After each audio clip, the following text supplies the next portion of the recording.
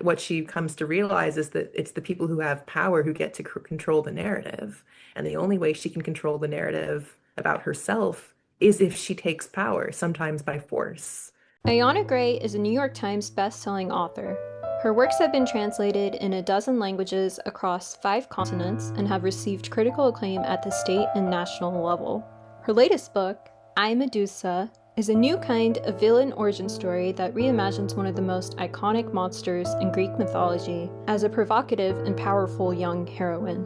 It is her adult debut.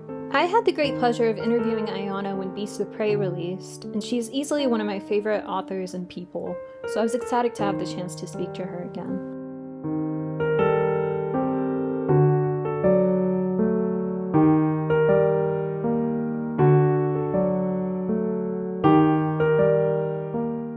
Okay, so let's start there. Tell me all about your life post bachelor's degree. Sure. So I, of course, went to the University of Arkansas and went in with the intention of being a lawyer. I was interested in immigration law and also just working in civil rights. That was the plan. And then halfway through college, I became very disillusioned with the US justice system for, a lot of reasons and realized that I didn't want to be a lawyer at all.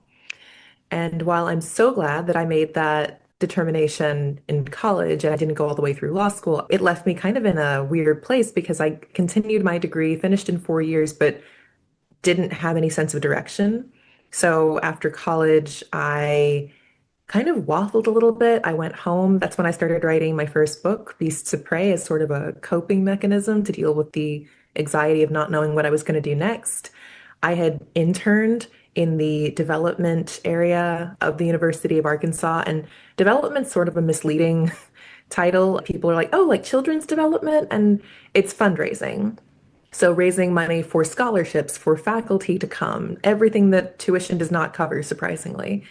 And I was a researcher. So I was doing research to determine who were the best people we should ask for money. Really interesting job, got to flex some interesting muscles, and I would get to write profiles on notable Arkansas alumni that I thought we should be speaking to.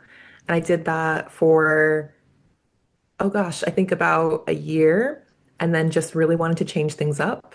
And so I sold most of my dear possessions and booked a one-way ticket to Australia and just totally changed things up. And I lived in Australia for a year. I traveled around. Really fun, really cool experience to just be somewhere totally new and meet lots of really great people. And then at the end of that, I came home because I had to kind of continue to waffle around, figuring out what I wanted to do. Got another job in development, again, working this time at the University of Florida. So another Southern school, and very similar to the University of Arkansas in some ways, but I'm really grateful for that because I went to a town where I knew no one and had no sense of community. So I really turned to the online writing community. And that actually is how I was able to finish my first book because I was able to find other writers. We were holding each other accountable. And so I finished my first book, which was Beasts of Prey, in 2019. Pitched it during a Twitter pitching event that is unfortunately now defunct.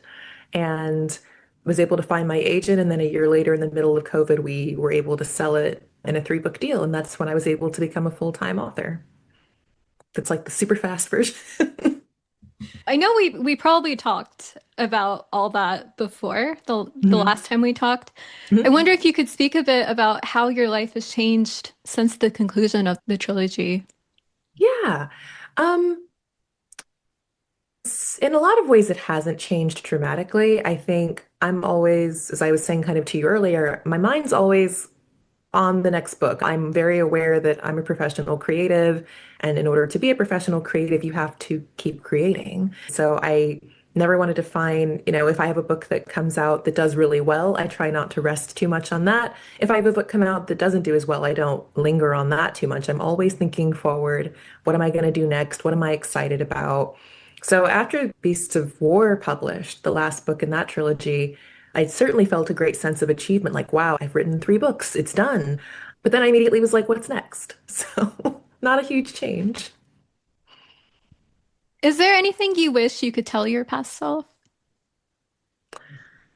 Oh gosh, as cliche as it's going to sound, really, I think I would tell myself just to be yourself. You will be so much happier just leaning into who you already are instead of trying to fit a mold that someone else creates for you. And I am 32 years old. One of my favorite things about being in my 30s is I'm just far less worried about what other people think. I do the things that make me happy and bring me joy and peace. It's such a better life. Whereas in my 20s, I was trying to people please and, doing a lot of things that really just weren't authentic to me. So I would say be yourself when it comes to writing as well, figuring out what kind of author you want to be, watching other authors and what they're doing. You have the better time when you are true to yourself. I love that. It's really nice to hear. I'm 29 right now, but I turn 30 soon. So, It gets so much better, friend.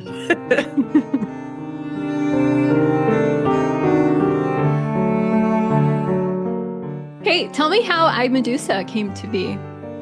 Sure. So, this happens pretty often. I was contracted to write books, and I was in the middle of those books, and an idea came in my head. And, ideas come and go. I'm sure that happens to you as well. Sometimes you get a plot bunny where it's kind of distracting you because you're working hard on one project and it's there to distract you. Um, the way that I know, I can tell the difference between a plot bunny and a real idea is when the idea lingers.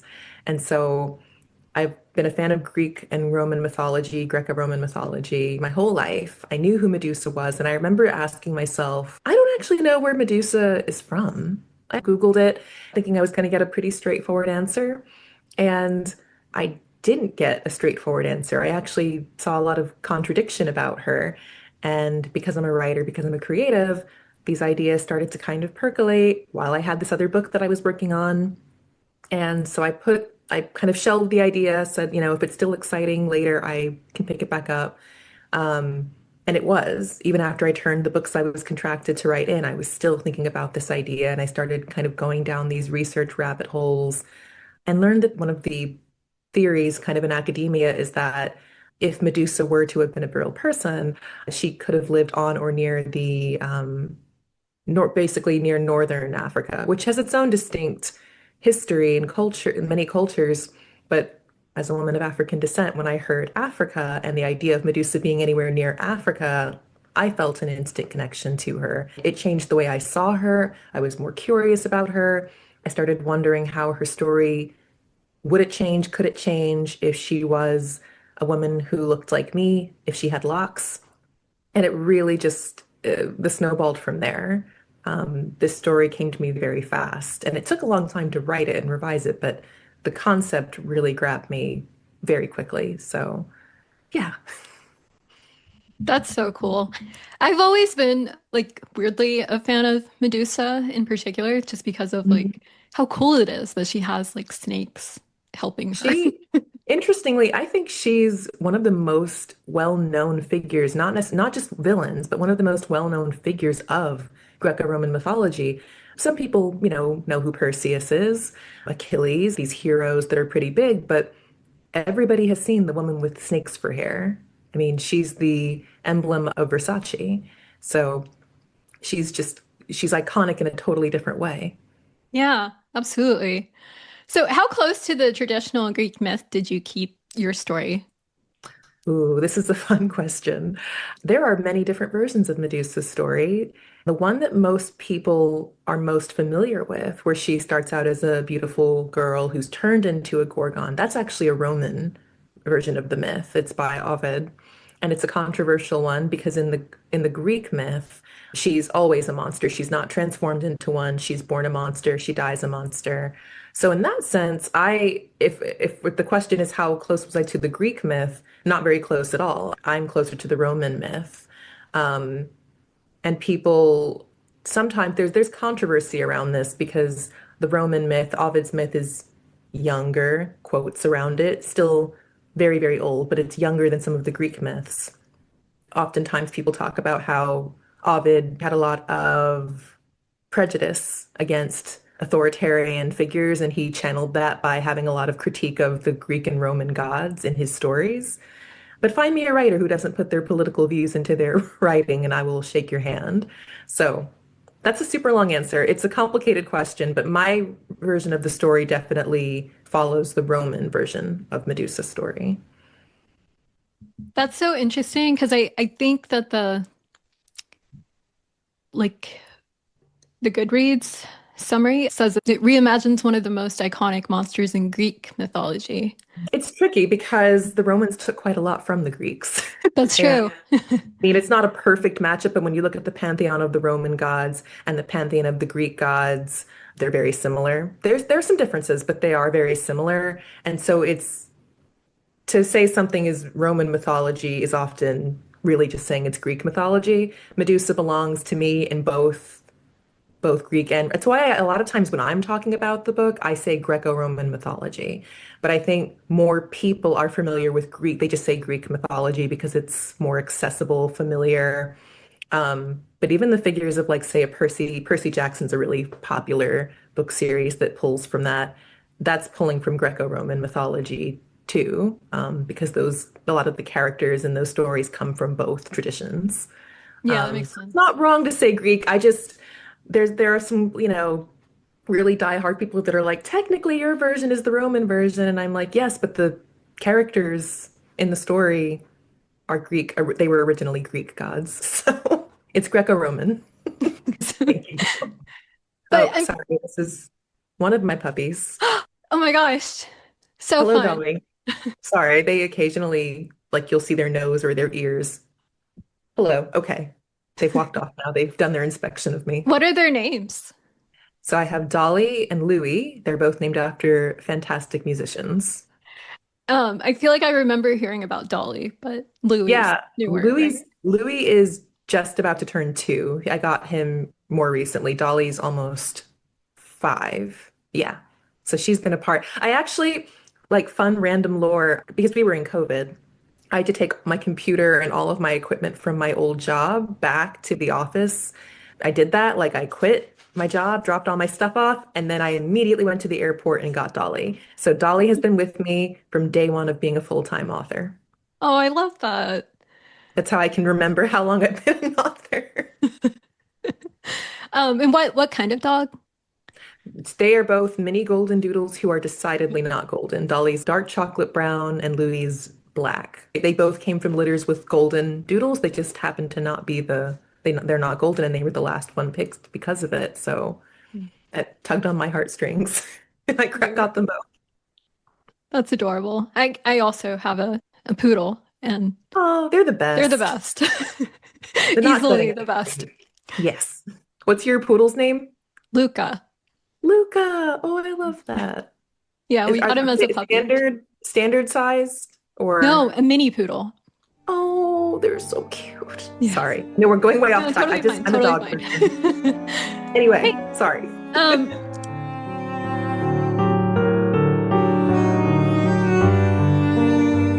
I don't know if you can speak to this, but I'm curious to know why this sold as your adult debut instead of being YA. Just because of like how young Medi is throughout the book and how it felt like there were coming of age issues that were raised. Yeah, absolutely. So, of course, my first 3 books are in young adult. And I will say, young adult in the last, maybe not quite decade, but in the last few years, young adults been going through kind of an identity crisis. You have young adult that is I think an age category that used to be kind of from 12 to 16, 17, now moving and trending up. And you still have readers who are very young who are looking for books geared toward young readers. And it's kind of in a period of evolution, is how I'll say it. My books, the Beasts of Prey books, are marked for readers who are 12 and up, right? And we know that a lot of times kids read above their actual age. They tend to read a few grades up. So I have readers who are as young as 10, and I've met them. When I started I Medusa, I didn't say this is going to be my adult book or young adult book. I just, started writing the book and let it tell me where it belonged. As I got further into the book, it became clear to me that I was going to have to go into some topics that while I'm sure there are kids who could handle it, knowing the readers that I have personally met, would not have felt good putting this book into a 10-year-old's hands. there are probably very mature 10-year-olds who could read it and they would be fine. But because I know that there are parents and educators, librarians who trust me and are used to kind of the content levels of Beasts of Prey, this is a jump. We're going into emotional abuse, physical abuse, parental abuse, assault, sexual scenes that are both consenting and non-consenting, just things that are heavier. And I didn't feel good about saying this is a book for young adults, this is a book for kids. I think it actually kind of straddles the line, what we used to call new adult, but that category doesn't really exist very much. So it is an adult book. I always find it so interesting how these decisions are made because it's also like it's not real, but it is real. Yeah. Well, and I mean, you know this, you're from Mississippi, right? Yeah. Yeah, that's what I thought. We live in states where, unfortunately, book banning is quite common. There are people who are looking for reasons to ban books. I'm fortunate that, to my knowledge, my books have not been banned yet. I'm sure someday they will be. But when you live in it, you're extra conscious of how, I guess, how easy it is to create a narrative. Oh, Ayana Gray is pushing books about these really heavy adult topics onto kids. And that's not what I am trying to Yeah. do. Yeah. Absolutely. No, that's awesome.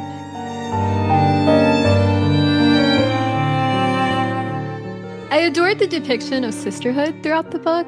It was so touching how Medi's sisters came to her need at every turn. Do you have sisters? Yes, I have my biological younger sister who the book is actually dedicated to. My sister is 5 years younger than me. And it's funny because we look really similar. People always can immediately tell we're siblings, but we're very different personalities. I am very protective of my younger sister. I call her my baby sister. She's 27 years old. I absolutely pulled from our relationship, but also, as a sorority woman, technically I have 300,000 sisters who I work with, do community service with, and interact with all the time. And so I definitely pulled from that relationship of sisterhood too. You don't always get along with your sisters. You don't always agree with what your sisters do. Brothers and sisters, really, but since we're talking about sisters, I found that very natural and easy. Some of my favorite scenes in the book are the scenes where Medi is just talking with her sisters and she's annoyed at her sisters or mad at her sisters or frustrated with her sisters because that all felt very relatable to me very, personally. Do you have a favorite scene in the book? Oh gosh. This is another one that I can stick in the spoilers section. I really ended up loving the prologue. I end up having to rewrite my beginnings over and over. So when I finally find the one that's right, it's like tuning an instrument and you finally hear the right note. I really enjoy the prologue. I also really enjoy, speaking of sisterhood, there's a scene where Medi is talking with her sisters and she's basically like, do you all know what sex is? And they're like, yeah. And she's like, why didn't you tell me? They're like, well, we were going to, but because it's just to me such an organic, like, we're really sorry. We didn't know if you were ready to have that conversation. And then she's like, well, do you guys have sex? And they're like, it just felt very real. And I really love that. And there's another scene after Medi's assaulted where her sisters are very firmly on her side and telling her that you are not to blame yourself for what's happened here. This person preyed on you, and it's really important that you understand that this is not your fault. That also was a really important scene, cathartic, and I just really enjoyed putting those words on paper. What do you hope people take away from reading the book? Oh, this is always hard. I really hope that it kind of creates a new bridge, a kind of a new bridge is how I would say it. There are people who are massive Greco-Roman mythology fans and they've been reading mythology all their life. And then there are people they might know who Medusa is, but they don't know her story. They don't really read much Greek mythology. And I think it can be a really cool entry point for people who previously didn't see any connection with these stories from 2,000 years ago. It can kind of open up perspective. And I think there's something really beautiful about finding connection with the past. There were people who lived and felt and experienced these great emotions 2,000 years ago. And I know it seems like, oh, they're literally ancient history, but I just think there's something beautiful about being able to connect to a, in this case, fictional person, but a person who lived and existed so many years ago and finding that commonality. Um, in many different ways. Like whether it's because you had a difficult relationship with a parent, whether it's because you know what it's like to feel devalued, whether it's because unfortunately you have, been the victim of assault, you have been preyed upon, you have been manipulated and taken advantage of, not necessarily in a sexual context either, but all these different ways that you can connect to someone in theory who existed 2000 years ago. I think that's really beautiful. Yeah, the book really touches on a bunch of different issues, doesn't it? He has a very tough life.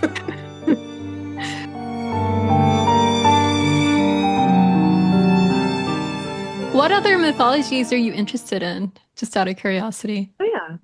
Well, obviously, with beasts of prey, I'm always very careful to say mythologies. I don't say African mythology, I say mythologies because beasts of prey pulls from mythology from Western Africa, Southern Africa, Central Africa, and a little bit of Eastern Africa. And as a kid, I didn't even know that there was mythology on the continent of Africa. I thought Greek mythology was it.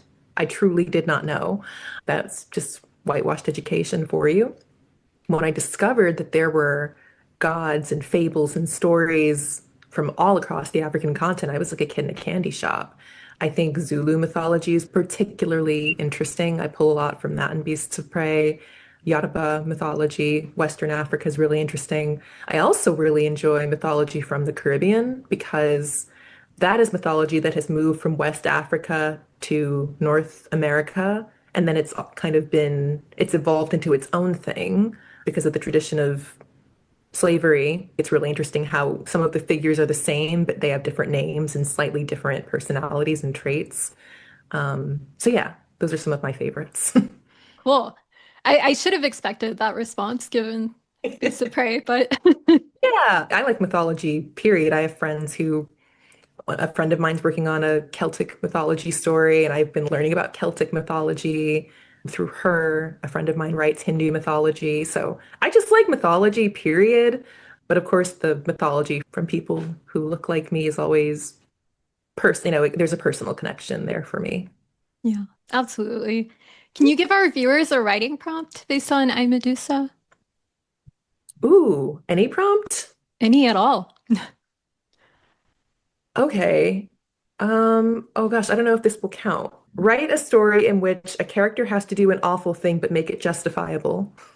I Write love a that. short story. I don't know. I wanted to pull in, obviously, I mean, villain origin story. I wanted to pull in this idea of moral relativism because it's something I took a whole course on at U of A. And I think that is one of the most fascinating things to think about. So,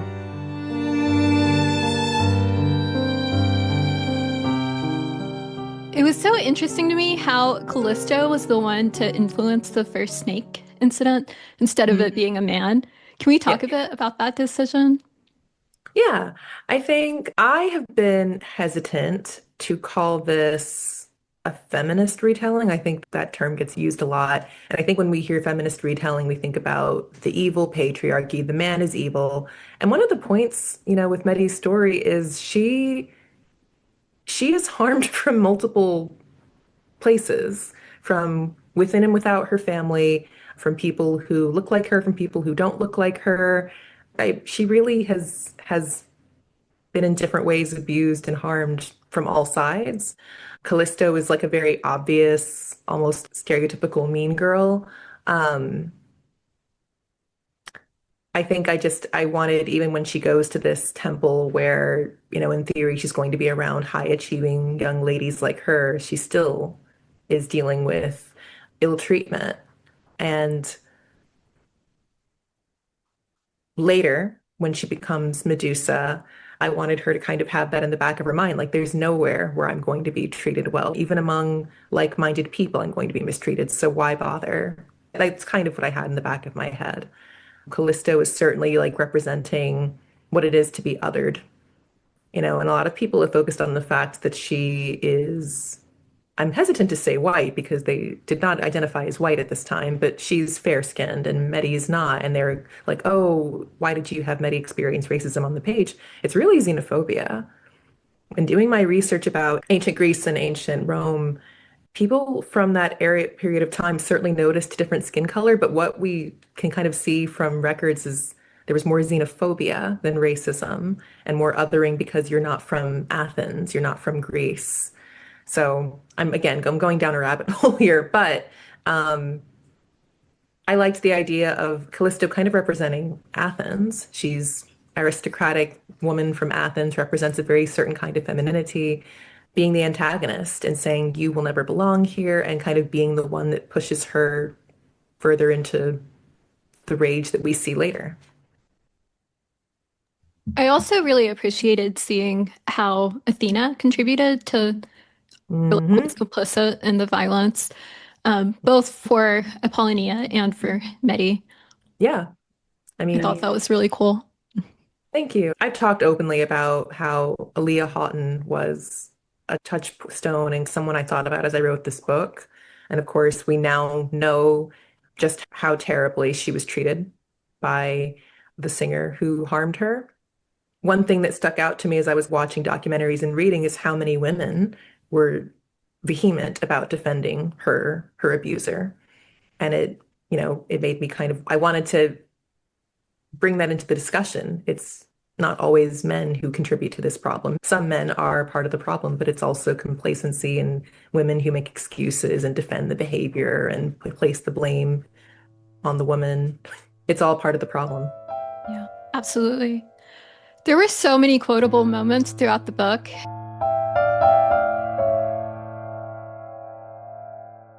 Can we talk about power and how it changes throughout the book and maybe how it intersects with truth?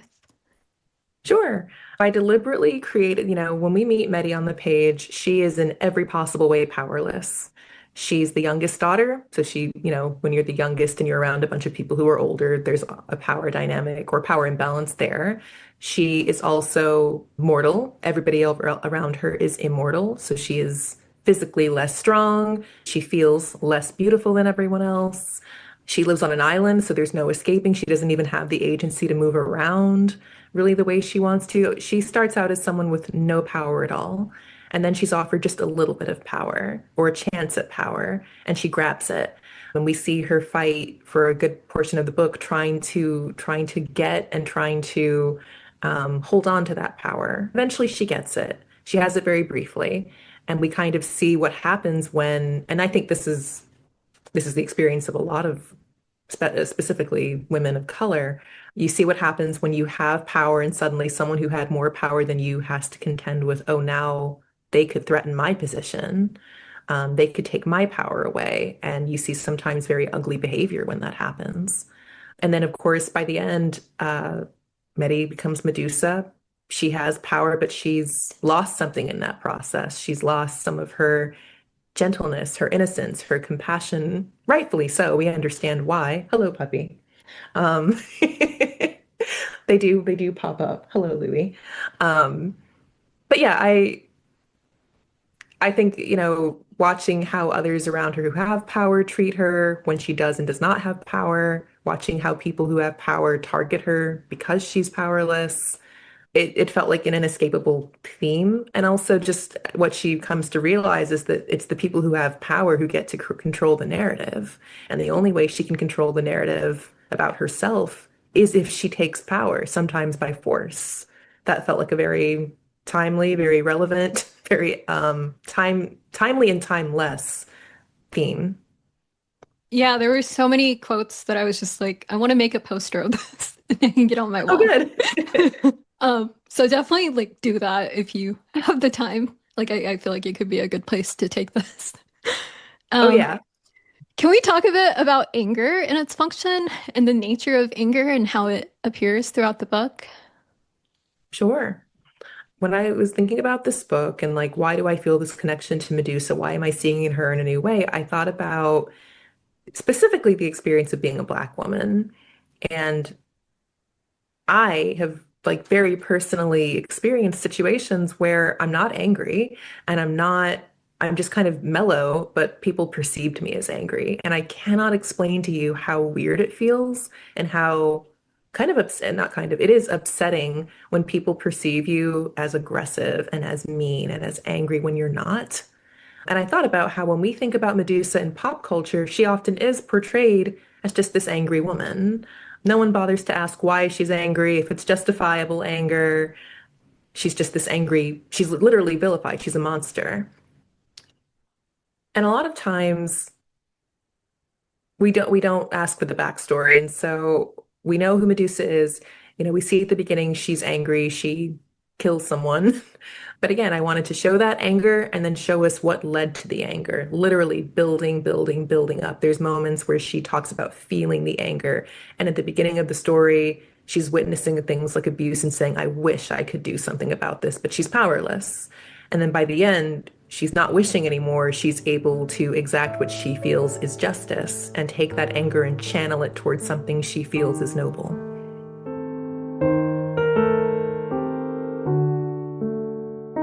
You've already given us so much to talk about, but do you mind just answering the question, what can art slash writing slash literature offer us in 2025?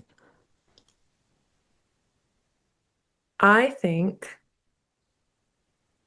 in a time when now more than ever, those in power are doing their best to control the narrative and create a narrative that puts them in the best light possible. I think art can be truth. When humans express themselves through art, we see ourselves in our truest form. So I think art gives us truth, even when we're not necessarily being given it from other places. I love that. I've been asking everybody that question and then just like compiling all the answers together to see if it provides. Solace right now. Yeah. Yeah. Oh yeah, with AI and all sorts of things in the mix right now, it's harder. It's certainly harder to create art, but we have to. We have to keep doing it. Yeah. I think we touched on this a little bit, but and also the last time we talked, you mentioned that you write in the four-act structure. This book, the way it was like organized, seemed like it followed maybe the four-act structure as well. Hmm. But could you speak a bit about like your writing process and how it might have differed from your process while writing your other books? Sure. I don't have a rigid writing process. Like I know some authors who are like, this is exactly how I do it every time. My process changes just slightly for every book. The book I just finished is, to my horror, 5X. For the first time. I tried to write it in four, it did not work. So I had to write it in five, and I was like, this is horrifying. But I will say, like, what's consistent is I do have to start with a pitch. I start with this grain of an idea, and then I expand it out. I know if it's a good idea, if as I expand, it becomes clear what I want to do. If it starts to get hazy or falls apart, or I'm not as excited about it once I've taken that pitch and expanded it into a one-page summary, then that's kind of a hint for me that it may not be viable. But I start with an idea, like literally a one or two line pitch. How would I pitch this to my agent? How would I pitch this to my editor? And then if I'm excited about it, I might write a one-page summary of what I think happens. And then that might expand into an outline, not a Roman numeral outline, but an outline of, and then this, and then this, and then this, and then this. And then from there, I write the very ugly zero draft that no one ever sees. And then I refine. So it's kind of like sculpting, chipping away, trying to get to what I'm trying to tell. It's very iterative. So going over it over and over and over and over again. Can you tell me a bit more about your revision process and what your best strategies for revision are? The one thing I would say that's been really beneficial is reading to myself. How you read something in your head versus when you hear it, at least for me, makes a huge difference because I'll notice, oh, I'm saying this word too much, or oh, there's a space there for more interiority, or oh, this is kind of dragging on. I could probably cut this. I don't know. For me, hearing it when I'm reading it to myself, reading a chapter to myself, reading the whole book to myself, really helps me when I'm revising. And I also think not trying to tackle everything at once. So if you go through a draft and you're just focusing on the exposition and the world building. And then you go through it again and focus on the character arc, zooming in on specific things as opposed to trying to fix the whole book at once. I think that's a great way to overwhelm yourself. So, yeah, that's what works for me. That makes a lot of sense. Hi, Louie. Again, I don't know what you want, friend. Go bother your dad. Okay.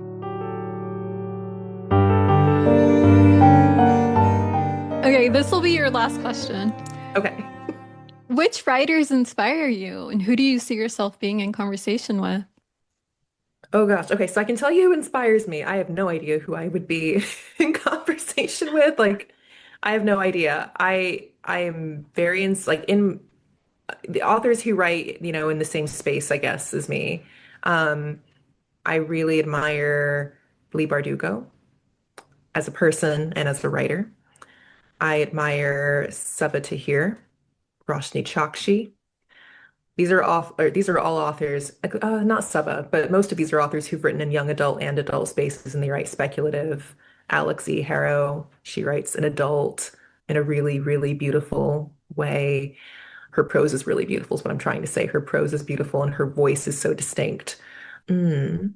Then there's like, I put like Toni Morrison and like Maya Angelou in their own, like Richard Wright. Those to me are those are my classics. So I have like the authors I admire because I think they're authors of classic literature, and then I have authors who are still writing. So they're in a different category. Um, oh gosh. I would say Margaret Owen is one of my favorite young adult fantasy authors. Really ambitious, really clever writing. I admire authors who are clever. Yeah, I could go on and on. Those are some of my favorites. I love that. Was there anything you wanted to mention that I didn't bring up? Oh no, your questions were so thoughtful and I appreciate it. I hope that I, Medusa, first of all, we know I, Medusa is not the only Medusa retelling out there.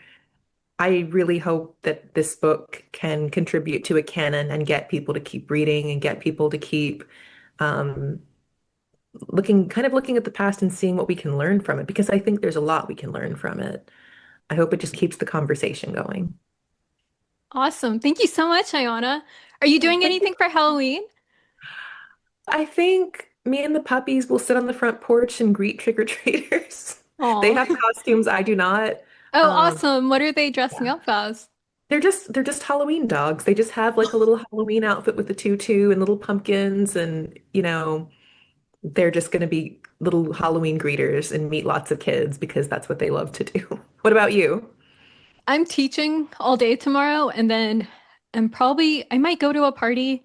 I have this one like orange and black striped dress that I never wear, but like I just But pull it out every year. So I have a question for you. Sorry to keep you no, just talking. totally fine, totally fine. What's up? Do you have a favorite Halloween movie?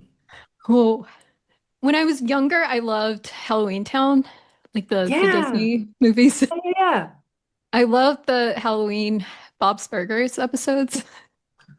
Oh, I love Bob's Burgers. It's so great. What's your favorite Bob's Burgers episode? Oh, it's the one about Edison. Why can't I think of with Flopsy, the elephant, where they like reenact? Yes, There's a song I too that know they which one sing, you're talking about. and also the one where there's those paintings of the animals, and it's all of their bottoms, and they're just this woman keeps creating art that's just yeah, they're all ridiculous. I love that show so much. It's so good. I'm constantly inspired by it. As am I. But it was so great to talk to you, Ayana. Thank you so much for doing this. Of course, it was good to see you through a screen, and I hope the rest of the year gives you everything you want. Oh, thank you. You too. I'm so excited to celebrate this book and also to learn more about your next one. Next fall, it's out next fall, hopefully, if I can clean it up and get it out the door. Right. Thank you so much. I will let you Thank go now. you. And I'll send you Ah, an email about the anthology and yes, all that please, stuff. please do. Thank you so much. Yeah. Bye.